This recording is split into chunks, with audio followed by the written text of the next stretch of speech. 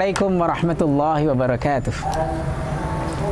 Alhamdulillah wa kafa, wassalatu wassalamu ala sayyidina al-Mustafa wa ala alihi wa ashabihi ahli sidqi wal wafa.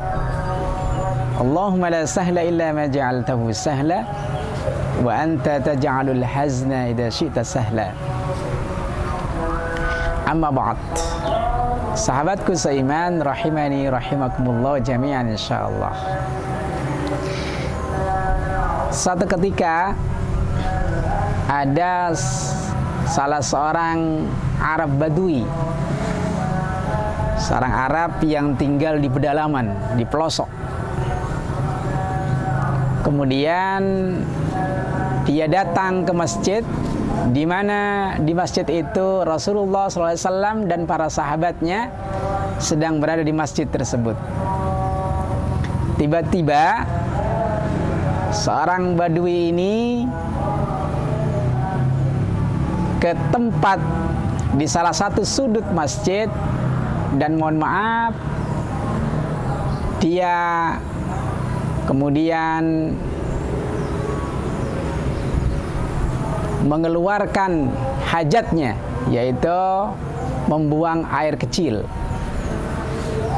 Sahabatku seiman rahimahullah, coba kita bayangkan, seseorang datang ke masjid, lalu kemudian dia membuang air kecil di salah satu sudut masjid. Tentu saja kemudian para sahabat geram melihat perilaku si Badui tadi. Ada dari sahabat yang marah, kemudian ingin mengusir dia dari masjid. Tapi bagaimana kemudian Rasulullah SAW menyikapi hal ini? Rasulullah SAW melarang para sahabat untuk mengusir si Badui tadi, bahkan memberikan kesempatan kepada si Badui untuk melanjutkan menyelesaikan hajatnya, yakni membuang air kecil. Dan sekali lagi itu di salah satu sudut di masjid. Baru kemudian setelah sang Badui tadi itu menuntaskan hajatnya, Rasulullah SAW menyuruh kepada sahabat untuk mengambil seember air, dan Rasulullah SAW kemudian membersihkan bekas dari air seninya si Badui tadi. Ini kisah yang pertama. Kemudian kisah berikutnya adalah satu ketika seusai dari perang Badar, Rasulullah SAW mengajak sahabat Abu Bakar As-Siddiq radhiyallahu an dan juga sahabat Umar bin Khattab radhiyallahu an untuk membicarakan terkait dengan orang-orang yang orang kafir yang pada waktu itu tertangkap pada waktu di perang Badar. Kira-kira tawanan ini mau diapakan gitu kira-kira. Lalu kemudian sahabat Abu Bakar Siddiq radhiyallahu an mengusulkan agar supaya tawanan ini yang orang-orang Mekah ini dikembalikan kepada kerabatnya, tentu saja dengan tebusan. Tapi lain halnya dengan sahabat Umar bin Khattab radhiyallahu an. Beliau mengusulkan agar supaya tawanan ini dieksekusi saja, dan yang mengeksekusi itu adalah dari keluarganya. Nah, ada beda pendapat terkait dengan usulan tadi. Lalu kemudian Rasulullah SAW tidak langsung memberikan keputusan, melainkan kemudian Allah Subhanahu wa taala menurunkan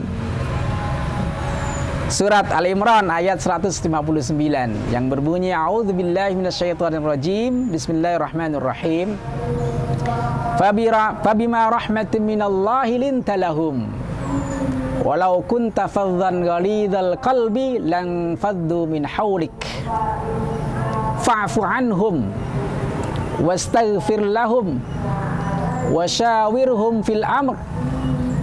Fa idza azamta fatawakkal 'ala Allah. Innallaha yuhibbul mutawakkilin.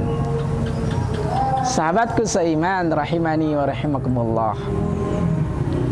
Allah Subhanahu wa taala dalam ayat ini menyampaikan fabima rahmatin minallah. Maka berkat rahmat kasih sayang Allah Subhanahu wa taala lintalahum, engkau ya Rasulullah sallallahu alaihi wasallam memiliki sifat lin, memiliki sifat rendah hati, memiliki sifat kasih sayang, memiliki sifat yang penuh dengan kelembutan.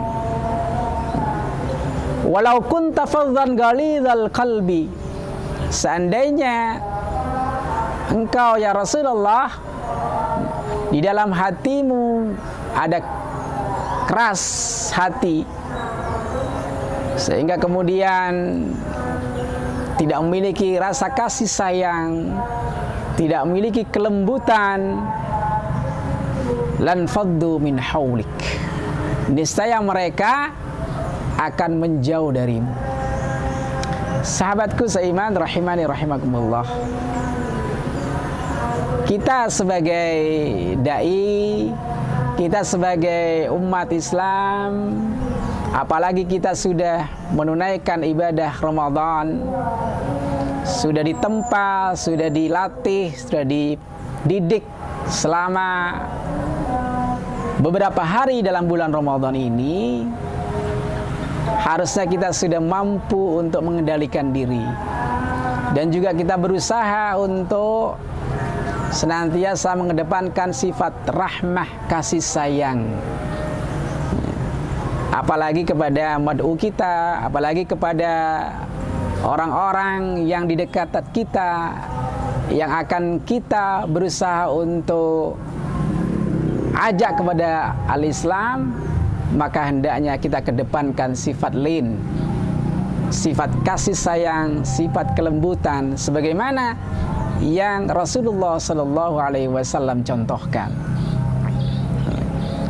Karena kalau kemudian kita sebaliknya memiliki sikap yang kasar, ya, dai dalam mengajak bukan mengejek, dai itu adalah merangkul bukan memukul.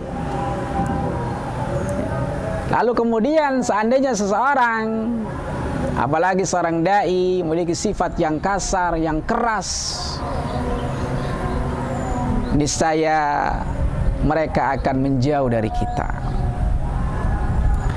Fa'fu anhum, ya. Bahkan kalaupun misalnya mereka memiliki kesalahan, sebagaimana tadi dikisahkan yang pertama, ya, ada seorang badui yang dia tidak mengerti, tidak memahami tentang masalah najis, lalu kemudian dia membuang air kecil sembarangan di dalam masjid, ya. Rasulullah SAW dengan penuh rahmah kasih sayang, ya. Lalu kemudian Rasulullah SAW membiarkan dia untuk menuntaskan hajatnya. Bisa dibayangkan kalau misalnya kemudian dia diusir dari masjid, bisa jadi najisnya bisa kemana-mana dalam satu masjid itu. Tapi berkat rahmah kasih sayangnya Rasulullah SAW, maka kemudian sesuatu yang dilihat, sesuatu yang krusial menjadi sesuatu yang menjadi pembelajaran buat umatnya. Kita maafkan mereka, wastaghfir lahum, bahkan bukan hanya maafkan tapi minta ampun kepada Allah Subhanahu wa taala bagi yang bersangkutan. Inilah akhlak dai. Inilah akhlak seseorang yang berusaha untuk menyampaikan nilai-nilai al-Islam. Wasyawirhum fil amr, dan kedepankan kalau ada hal-hal yang memang perlu dimusyawarahkan dengan baik, dicarikan solusi yang terbaik. Fa idza azamta fatawakkal 'ala Allah. Tentu saja kemudian setelah kita bermusyawarah, kita sudah berupaya untuk mencarikan solusi yang terbaik, maka kemudian kita serahkan kepada Allah Subhanahu wa taala, ya. Innallaha yuhibbul mutawakkilin. Sungguh Allah Subhanahu wa taala itu sangat cinta kepada hamba-hambanya yang senantiasa bertawakal kepada Allah Subhanahu wa taala. Mudah-mudahan Ramadan tahun ini bisa melembutkan hati kita.